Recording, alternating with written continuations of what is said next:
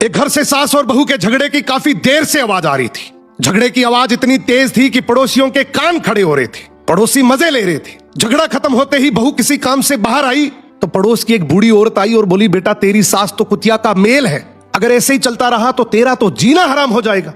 बहू ने तुरंत कहा कि आप जिनके बारे में बोल रही है ना, वो मेरी सास है और मेरे पति की माँ तो वो मेरी भी माँ ही हुई, और हम माँ बेटी लाख झगड़ा करें, आपको पंचायत करने की कोई जरूरत नहीं है। बूढ़ी औरत बोली, बेटा मैं तो तेरी भलाई के लिए ही बोल रही थी। बहू ने कहा कि आप मेरी भलाई के लिए बोल रही हैं या बुराई के लिए, ये मुझे सब पता है। मेरी माँ ने ये मुझे बचपन से सिखाया है कि ऐसी फालतू कान भरने वाली औरतों से हमेशा बचकर रहना। ये कान भर भर के हंसता खेलता परिवार तुड़वा देती है। दादी सब समझ गई और बड़बड़ाते हुए वहां से चली गई। अब बहू जैसे ही घर आई अपनी सास को सारी बात बताई।